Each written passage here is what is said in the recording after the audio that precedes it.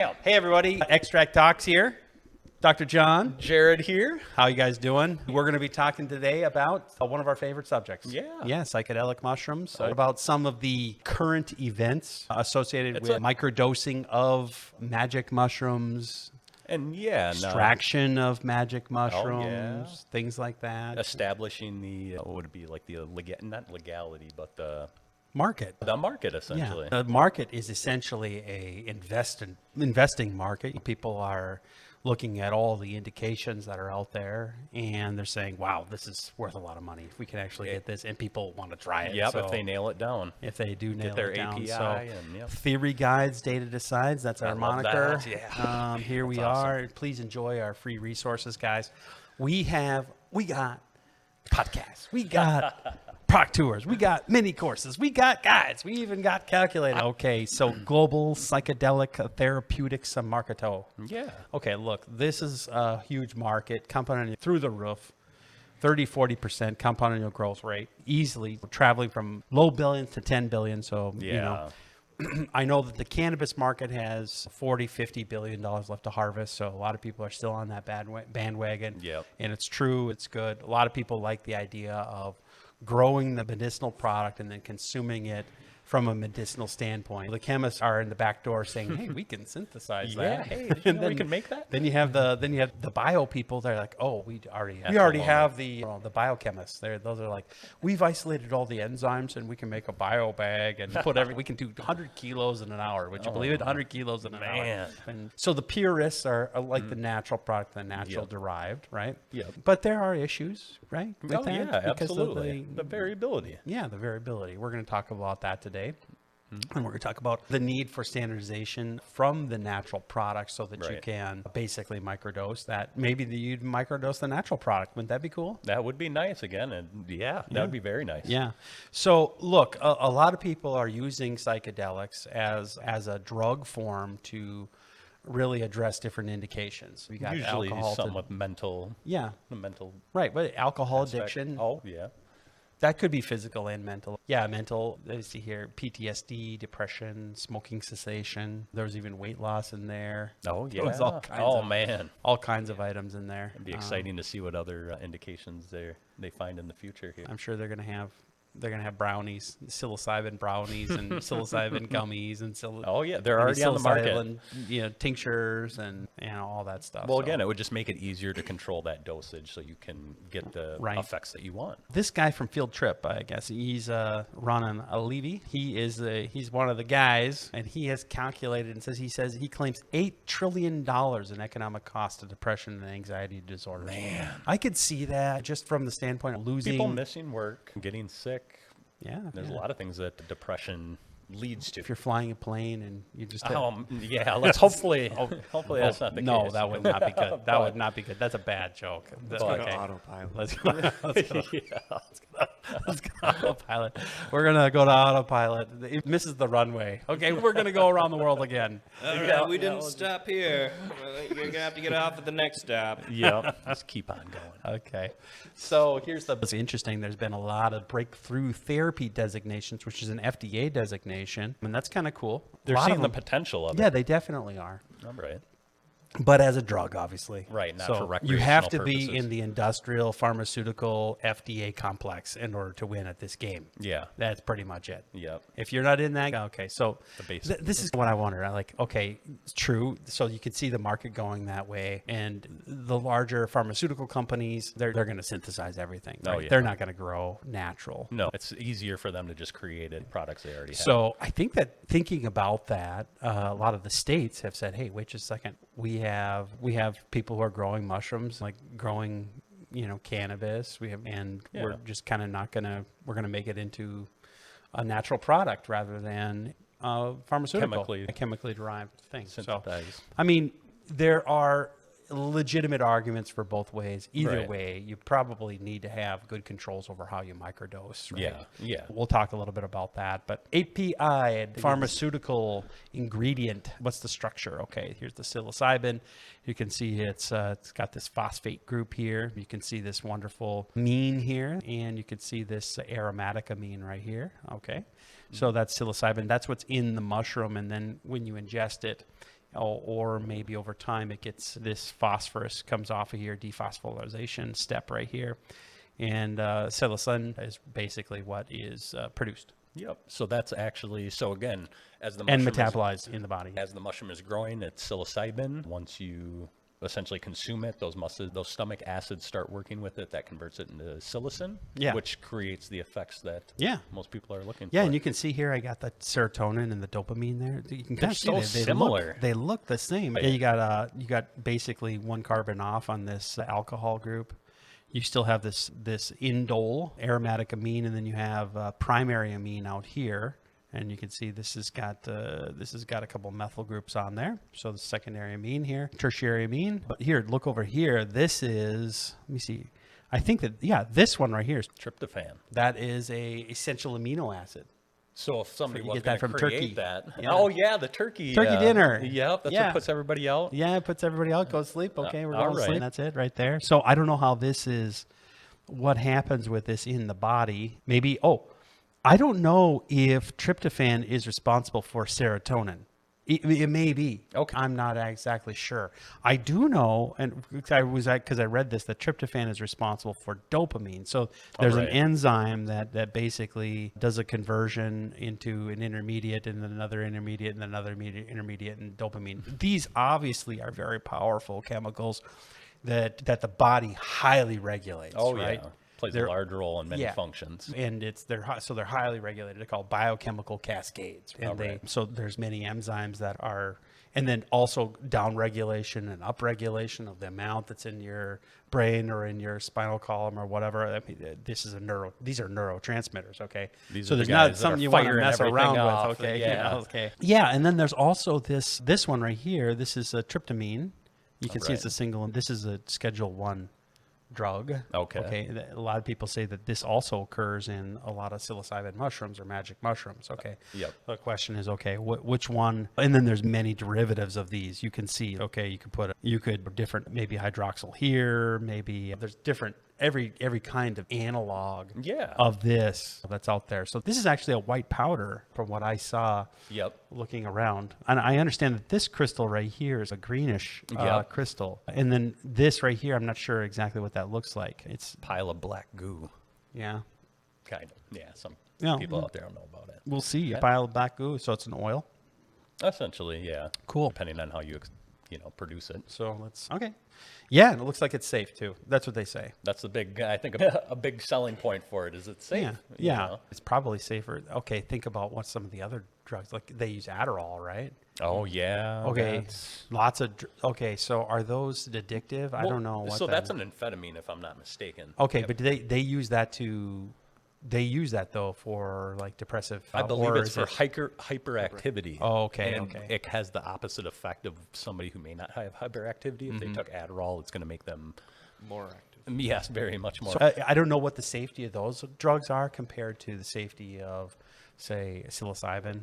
Right. It looks like the LD50 is pretty, very, very high, which means you're really not going to, you have to take a huge amount. You'd have to eat a lot of mushrooms to die from it. Okay. Specifically from. That looks 37 pounds of fresh mushrooms for 130-pound person. Right. So I don't know how you would have to have. I don't think they're going to be able. I don't think they'd cook be able to those finish things that. up. I suppose maybe if they extracted all of the active compounds in there and they ingested them, maybe it's it pretty would just, safe in terms of. If that's the only compound, then that would be the LD50 for just that compound. Yeah. And that was the only active compound in the mushroom. That's another assumption there, but whatever. Take a look at this. Even apparently LSD is also there. Yeah. Way up there on the safety ratio, very low in terms of dependence potential. That's something that a lot of people have really looked at. Look at even caffeine here. It's even better than caffeine. I don't know. Maybe. I don't know. Caffeine's pretty safe, isn't it? I know. No, it gets your heart pumping real fast. So I guess, yeah. I don't know. What do you think, James? The coffee. As he sips his espresso. Yeah, I know. I got a few coffees in me before 9 o'clock, and my heart's bumping a little bit. I'm shaking, trying to type stuff don't out. stop until your skin gets tight, your face gets tight, whatever. So whatever. Okay, so there are adverse effects. We know that from not only all the literature out there. We don't really want to talk about these, but some people have died. Just suffice it to say that it's not all roses, sunshines and rainbows. Yeah, I mean, geometric patterns. It's not just seeing unicorns dancing. No, it's not just that. You could have a bad adverse. Well, a heart attack. It can be a very intense experience, and if your heart is not healthy enough to deal with that, if you wouldn't ride a roller coaster because you have a heart condition, you should be slightly concerned about taking mushrooms to potentially put you. The other thing is if you're taking any type of other drug, you don't know how that drug is going to interact. And that's the whole purpose of doing clinical trials, is to understand what the interaction is. Oh, yeah. So how does that interact with, and how is it metabolized with all the other drugs that are in your system? That's why they have the smiling person petting their dog and smiling and talking about all the wonderful things the drug does for about 10 seconds in the commercial. And then the rest of the commercial, the other minute and 30 seconds is okay, you're going to die if you take this. But then they have such smiling people while they're talking to you about how they're going to die. They don't even make it seem like a bad thing. Like everybody's smiling and they're and then they have just a Grim Reaper behind it. Yeah. Just waiting. Yeah. So anyway, so they read the labels. Yeah, that's the whole point of the label. And then I suppose you're making that compromise, like how much is my health worth in Well, that's called informed consent. That's what we need to get back to in this country. Okay, nothing against Seattle saying, hey, go ahead and we're just going to legalize it. Possess. Go ahead and possess. But people are going to die from that for sure, because there are people who shouldn't be taking them, who will take them. Oh, absolutely. There are people who maybe adulterated product they don't know because there's no testing, all that stuff. There could be other things, adverse events. There could be interactions with drugs. I'm on a different drug and I take that, and now I'm all screwed up and I end up in the sticking to the and then nobody's going to say. So they're going to say, oh yeah, I had a psychedelic mushroom. So then they'll be able to start, but. Maybe they should do all that stuff ahead of time. That's why we have clinical trials. That's why we do the science. That would be the smart thing to do. You think we would do that? I don't know. Again, I think it's just they're trying to figure out if it's going to work and how it's going to work. Yeah, I think they're trying to circumvent the industrial FDA complex.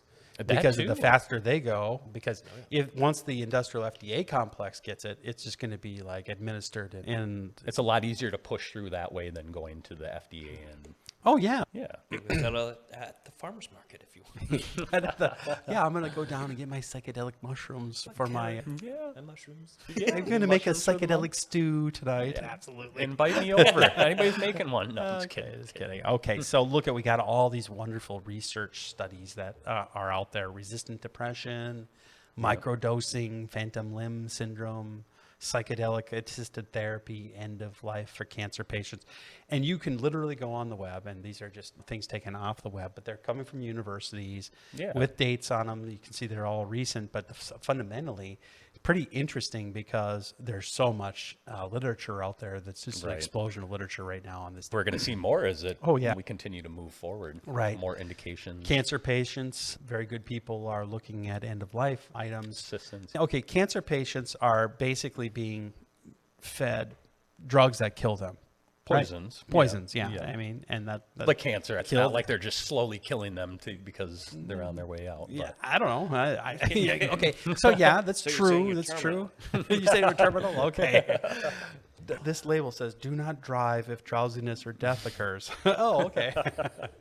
No, I'm just kidding. Okay, so major depressive disorder, and then and there was some interesting results from a John Hopkins study where they no longer experienced depression after going through a regimen. That's a relatively new one. Yeah, May 28th, 2021. Wow. Yeah. Whatever. So it looks like there's definitely some interesting things. What I always wondered was, okay, if it's a serotonin surrogate, I don't know if it inhibits it or what happens, okay? Yeah. But it's supposed to get out of your system at some point in time. So then is it really a long-term cure, or is it maybe a once-a-week cure or whatever? That's the kind of thing that 2 months. I think it's going to depend on the individual and whatever they're probably trying to alleviate. I think that would probably be the biggest. All these mushrooms aren't working anymore. Just eat more. No, don't do that. That's goes against creating that Have standard. you tried the Rocky Mountain High? Let's try that. Get out into the fresh air, dig in the dirt a little bit. Oh, they say there's try something that. in there. And Try that. Try that too. There's a smell in the dirt that relieves depression. That's why they say gardening is beneficial to your mental health. See, we should do that. Yeah. It kicks up all the smells from the rain. Yeah. Oh, yeah. yeah. That's true. Man. Yeah, well, it makes me want to go plant some radishes. Oh, man. And some rutabagas. My least favorite vegetables. Oh, man. Can't believe people eat those things. Hey, by the way, a rutabaga is great for stew. Isn't it just like a plain hard potato with less flavor? You have earth, air, fire, water. Okay, the quintessence of stew, okay, is true. No, That's what I thought too. I just had to throw that in there. no, it's truly the rutabaga. Trust me on this. Okay, All right. You must have that, but you need to make sure you cut them into basically 3/8 inch cubes. Tiny little cubes. pieces. Yeah, because they cook a lot slower than say a potato or something like that, and you don't want to have your potatoes go to mush. Oh, no, you got to get it at that right consistency. Even the COVID-19 guys are getting in on it, right? Yeah, well, they see the potential in that dollar. Was that 16 trillion annually? Okay, sign me up for That's that what's 16 driving trillion. it. Yeah. Exactly. Even a small fraction of that. Yeah, so basically I'll write a research proposal. It'll take me a weekend and I'll get $30 million to study the effects of COVID-19. And it's like, hey, that'd be great. We'll grow some mushrooms. And Yeah, easy peasy. cravings and shut off appetite. Okay, so this is where the recent neon mind. Yeah, again, huge things if you can Standardization, yeah. cut out cravings for alcohol, shut off alcohol, cigarettes, yeah. food. There's a huge market for that. A little bit of a lobotomy going on there. A little bit. Okay. Hey, maybe it's just I don't type of thing. I just stopped caring about anything. I think what's going on is it's rewiring the brain to work the way that it should, and if you're used to it not working properly, you just hang on. it is just it's a serotonin. Okay, that's a simplistic way of looking at it. Right. I mean, the analysis of it's a serotonin type of an analog. I think that may be a simplistic approach. I don't know.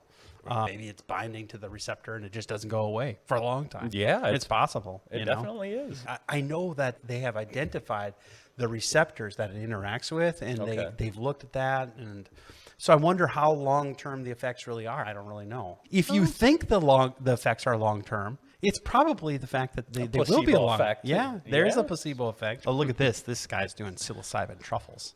Oh, man. That's good. So microdose packs to Brazil. Okay. Yeah. I know. I've heard rumors that Brazil has a open market. In other words, it's sold as a food. Same thing with Jamaica. So he used to do that in Amsterdam. Like, it wasn't quite legal, but were available for purchase. It was that way specifically for cannabis, wasn't it? No, they used to sell mushrooms, like psychedelic mushrooms too. and, Yeah. Mexican Dutch Kings. Yeah. Cannabis isn't necessarily legal, but is there, and you can. Yeah, so there it is. I don't think you can technically grow it unless you have a permit, but if bud tenders or these dispensaries acquire it, it just shows up out of nowhere. What was the rule when we went over the different rules for CBD? Like one of the EU states, you couldn't make isolate CBD, but you could export it. Yeah, how is that even that is actually a law. Okay, so consistent microdosing is key to the future, obviously. You have the reason it is because obviously you have very small amounts and then some larger amounts of psilocybin, and I'm sure after growers get a hold of this, they're going to be making 20%. That's what's going to happen. They've been trying. They're going to be like, oh, we're going to insert this. We're going to insert the enzyme in here that will make it, and then like it'll start to make it. You know? What they'll do is they'll start growing it. They'll start feeding it tryptophan. And then all of a sudden, they're like, okay, there might be something to it. There might be something. You should probably do that. I'm not going to do that. Oh, we could find somebody that can That's do a that. patent for sure. No, absolutely though. Yeah. Okay, so the effects of mushroom dosing content wildly vary from mushroom to mushroom species, et cetera, et cetera, et cetera, et cetera. So that's the issue. And that's the trouble with making it from a natural product. Right. That's why you need a microdosing. The microdosing is going to give you consistent dosing. Right. Of course. And that's why here at extraktLAB, that's what we do. We give you we give you a process by which you can create a consistent dosage form. We're separation scientists. That's what we do. That's how we do. Boom. Love that. Bam. That's what we do. Bam. Mic drop. No. Okay. What were you saying? I forgot. Oh, okay, that's not a big deal. Okay, standardization is the future. Okay, we could say this about anything, literally anything. Like, okay, Soda. oh, the brakes are going out on my truck. Well, standardization is the future. Anything. Well, I mean, it sounds so good, doesn't it? Who wouldn't want to be standardized? Well, I won't. You know what? Standardization is bullcrap. Okay. However, okay, so let me see here. There are many species of magic mushrooms that contain various amounts of tryptamines. This is like a repeat of the previous slide. Tryptamines are the tryptamine, which is different than the psilocybin. So is psilocybin? I believe it is a tryptamine, if I'm not mistaken. Oh, okay. Let's go back here. See, so this is tryptamine here. So and you can see this is an indole. Here's this ring here, aromatic amine. You have this primary amine here. This is a schedule 1. This is psilocybin. You can see it has the methylated, the CH3. Those are methyl groups, okay, yep. on the nitrogen here. This produces a negative and a positive. Yep. But then once it gets into it gets metabolized and so on and so forth. So it's a completely different. They're two separate chemicals. Okay. So yeah. Okay. No. So here it's saying here that the actual magic mushrooms also produces these tryptamines. Okay. Interesting. Huh? All right. Yeah, it doesn't surprise me. Again, I find it hard to believe that one single chemical is responsible for all the variation. Yeah, I mean, but there are many different types of tryptamines. Yep. You can hang off all kinds of stuff. And the way they do that now, they're probably going to want to put the chlorofluoros on. Yep. Let's extract this stuff in refrigerant and add in a little PFAS and PFOA, mix it up so it goes down really nice. Doesn't sound like I'm going to that very much. Gosh. Okay, this is what we do these days. Chemist gonna chemist. No, that's... Indole Analogs. These are other things, but let's just go to the standardization of the process. Okay, so obviously you got to dry them and then you grind them up. If you're going to, I suppose you could just consume them once they're dried. You don't have to. They don't have to be ground. They don't have to be ground up. But if you were going to try to get something where you have a consistent dosage, then you would need to grind. Oh, absolutely. You would possibly dephosphorylate. Maybe you do that after, then you'd extract it. Sometimes people extract in water, so hot water, or they'll extract in a buffered water so that you can control what comes out. You can add in a little bit of a polar solvent in there if you wanted to mix it up a little bit. If you could use like a polar solvent along with CO2, that would be pretty nice. Because you could get rid of the solvent or reduce the use of solvent. When you're using water, it's pretty good. The problem with water is water. Okay, after you get it all out, then it's all dilute. Okay, it's get out and then it's dilute, and then you need to be able to separate and crystallize it, which means you have to remove the water, which is a big fat honking pain. Water is your enemy when it comes to distillation, large scale removing solvent, bringing it up, right? Yeah, large scale production, right? Yeah. So, you want to try to get rid of the water. So the extraction in a solvent that you can remove is key, like CO2 or whatever. Yeah. Okay, but CO2 alone would not do a good job. You'd have to add in a polar modifier to it, like a co-solvent. Okay. Yeah. And then you can crystallize it. You can separate it. It may be like, for example, what you may be able to do is extract it in water and then separate it using Pure 99. Okay. Yeah, that would probably be a good way. And then that would really spike up the potency quite a bit. Yeah. A lot of people, though, are also looking at crystallization as a way to do that. You can crystallize it, but you need to use a non-polar solvent in order to crystallize it out. Okay. Right? And some of those solvents are not favorable. So, but then you purify it, you formulate it, you filling. So you got the normal standard events after that. So I think that the keys to microdosing and to controlling the dosage would be to extract, purify, standardize in your formulation. So you're going to have variable amounts of, okay, if you can do the crystallization where you can get 99% pure stuff, that's probably pretty good, right? Oh, yeah. And then you could just dilute that like down to a microdose. As you're putting it in a tincture, 10 a gummy, milligrams or something, whatever, or a right? capsule. But if you had extracts of various amounts, you would have to have a different recipe for every one of those extracts. Exactly. Just like they do right now in cannabis. CBD, or cannabis. Right. Yep. Mm-hmm.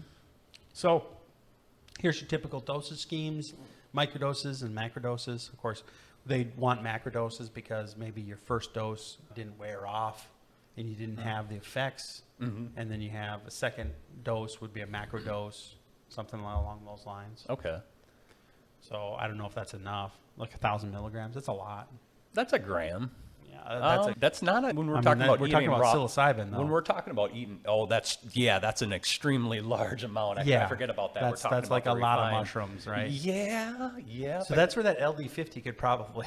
That's how that okay, kind of. take this microgram here, and it's the equivalent of 50 mushrooms. Well, what was it? The 37 pounds of fresh mushroom. Yeah, we're probably talking like 5-10 grams of pure psilocybin. Right. Potent So we experience. got delivery methods, water, teas. A lot of people just put it up into a tea. I don't see the lemon tech on there. Oh, what the heck is going on? So, do you know about the lemon No, tech? tell us all about it, man. So, the lemon tech, typically whenever you eat mushrooms, it takes about 45 minutes to an hour and a half for you to start to feel the effects because it has to go into your stomach, get broken down with your stomach acid, and then it goes into your liver.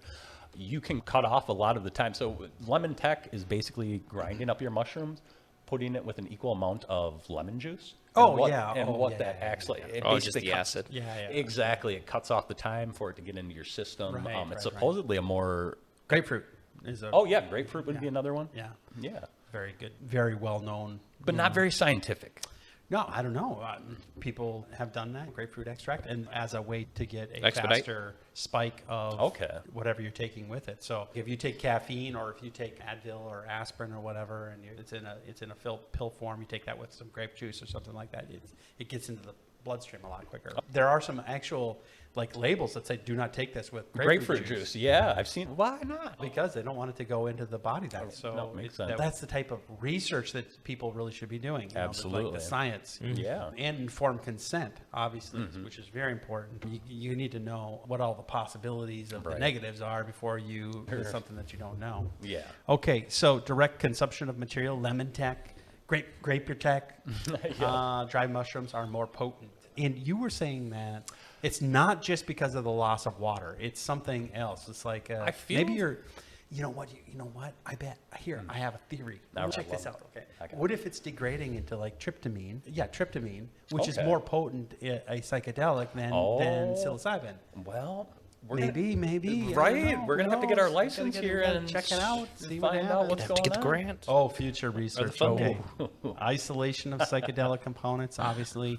We are your guys for that. So if you're looking to do API on the clinical level and you're looking for a GM-oriented producer or a partner on that, we can basically get you lined up. Yeah. Also, API characterization dossiers if you're looking for analytical data to support. We do some of that work as well. Yeah. We don't have a full service. If you're looking to do things to support your research and development.